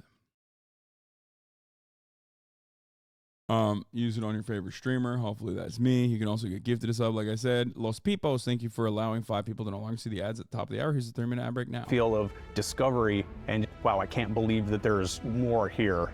I'm most excited about our outpost building systems.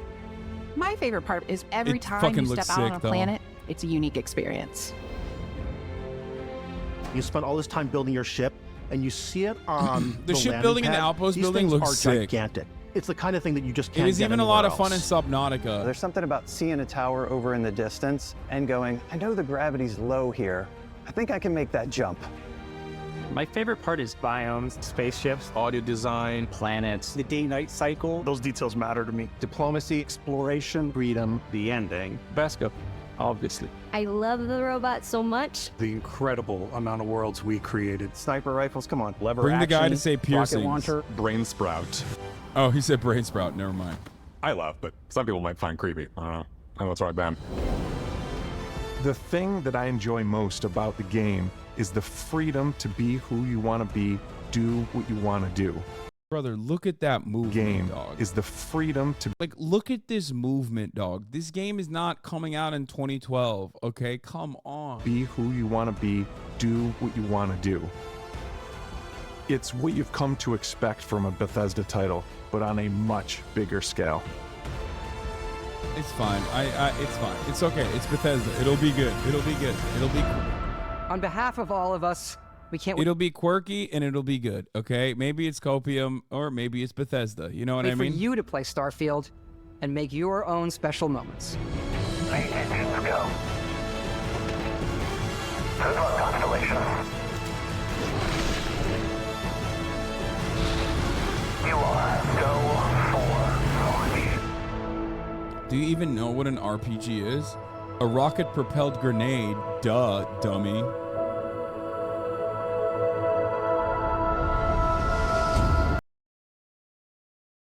I'm a big RPG slut.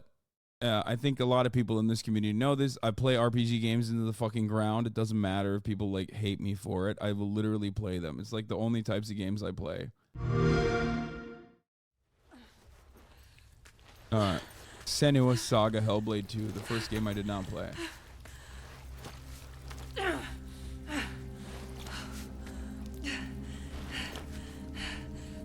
She can feel them slipping through her soul, following the threads of her mind. ASMR game. She's here to find them, the ones who hide. She needs their help with a promise, a question.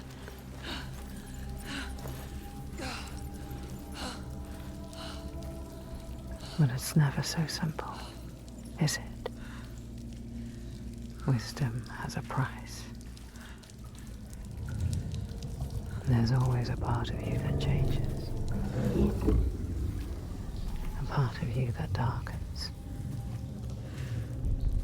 And a part of you that dies. Over there, that pool. I can feel them. Feel them everywhere. The lost ones. They are watching us.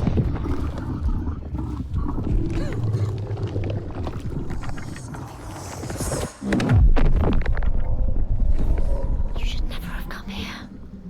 I know it's an ASMR game, chat. I know the first game is an ASMR game. How can we make it? So, like, voices are very important in sound design. It's time to find out. What are they waiting for? Senua, what are you waiting for? I'm here.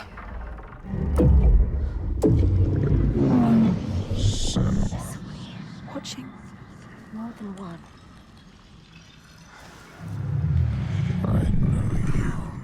Where are they? Where It's are a you? schizophrenia game. I don't like it. I'm scared. This is too much. I have avoided playing that game because I'm eyes. terrified. I downloaded it Feel them boring into her. and I just avoided playing it because I'm scared. Something. Ask them. What do you want me to do?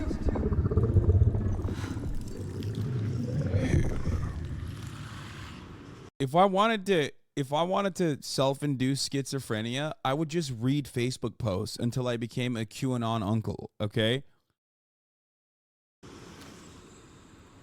Lost soul who fought through hell to find us. You were lost. Not anymore. Are you ready for what you will find here? What we will find. What if it's all for nothing? What is that? There. They are waiting. There. It's them. It's you. What will they do to her? What will we do to us? Touch it.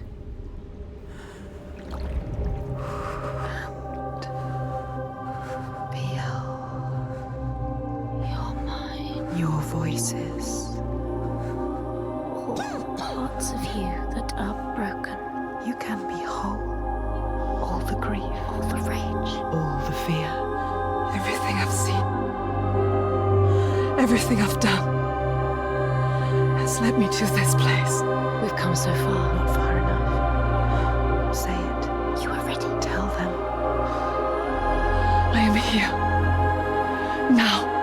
What if we get lost forever? What will happen to them? What will happen to you? Guys, it's like puzzles. I will not let them It's down. like puzzle solving. This is like a thriller puzzle solving game. Who are these around you, Senua? Those you have saved, or those you led to death?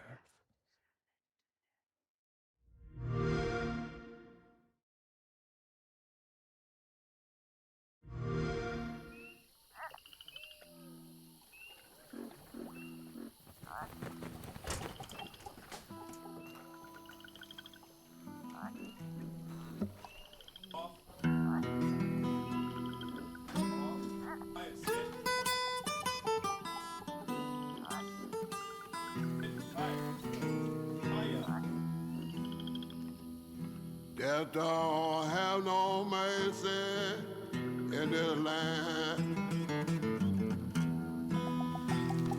Death don't have no mercy in this land.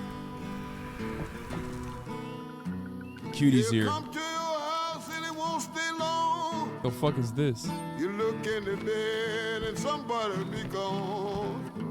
Death don't have no mercy in this land. I need you to play scary games on stream because there's no way in hell I'm playing them myself. Been a while. So, you remember that favor you owe me? I'm looking for a creature. Huge, sneaky, teeth like knives.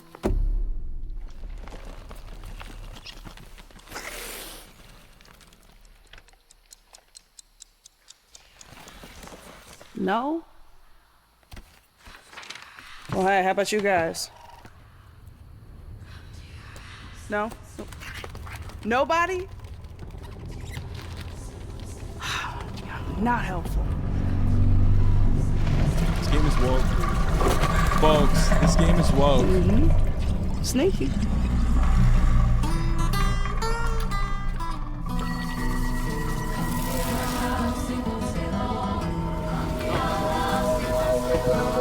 Well, they come to your house and it won't stay long.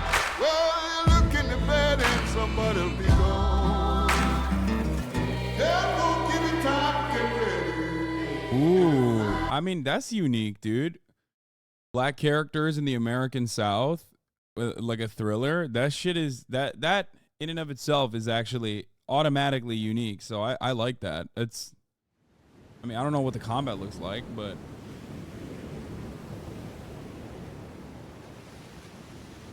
I will not be playing. I mean, all the Xbox games are also on PC, right? So it doesn't matter. I can play all of them, right?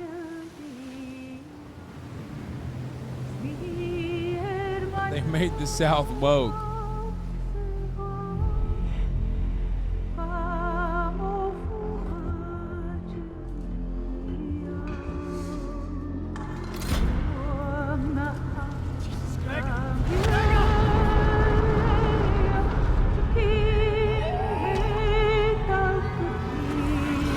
Yeah, another game I will not be playing. I will not be playing this game.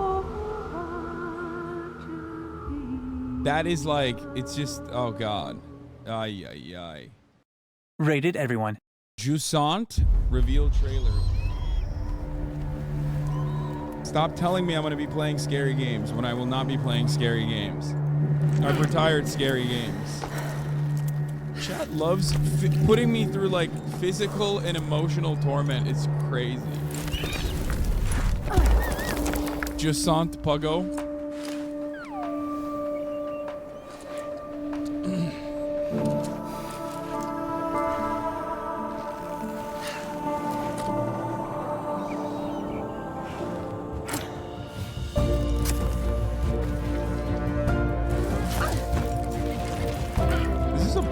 Game?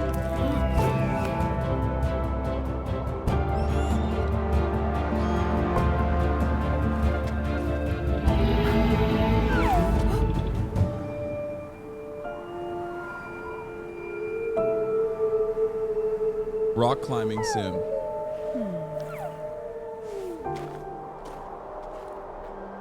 He's not bouldering, he's sports climbing. Shut up, nerd.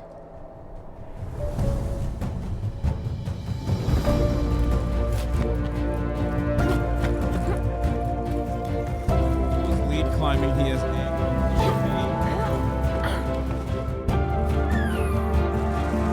yeah, imagine using aid, dude. What a fucking nerd.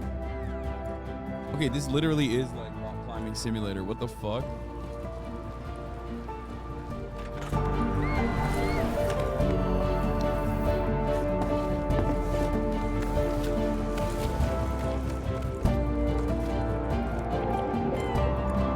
It looks cool, but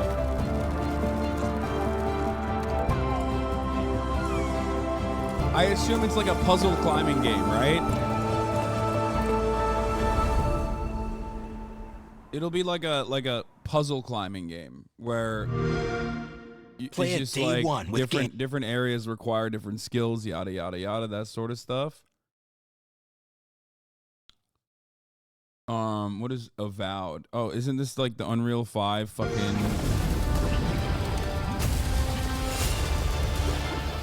Oh no, I was wrong.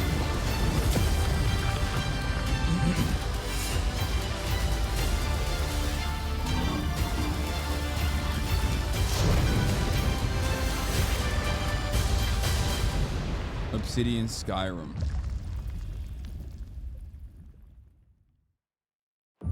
The demo of Jusant is out now.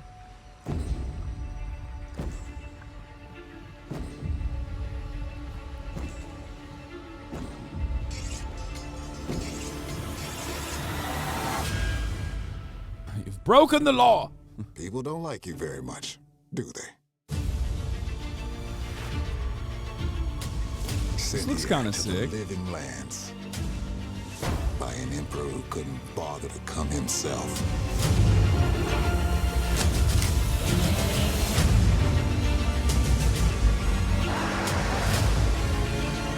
To investigate some plague. I would not fuck the fish guy. I'm anti-fish. Souls. No more mussy for me. You want us to trust you. But the truth is, you scare us.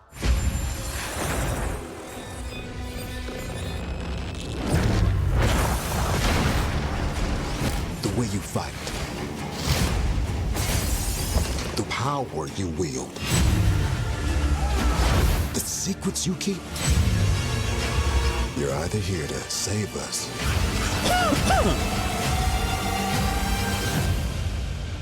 or destroy us.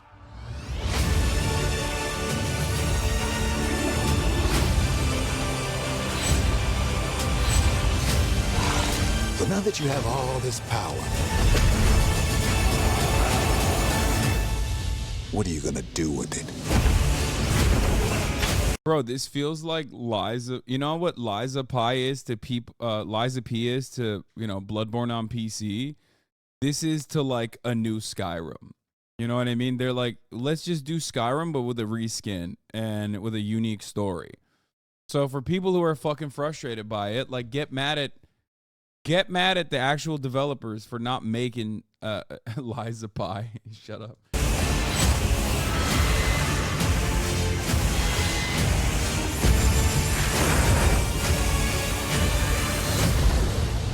Yeah, it does have some Fortnite-ass colors, but whatever. It could be good. This could be good. Was it Dark Messiah? Was that D&D? Dark Messiah? That's what I was thinking of too, like combat-wise. Where it was like, you do fire, you can like, it's a mixture of like, or was it Might and Magic? Sorry, not D&D. I played that game. That was actually not bad. I mean, I never finished it. Or maybe, did I finish it? I don't fucking know. Anyway, where it was like,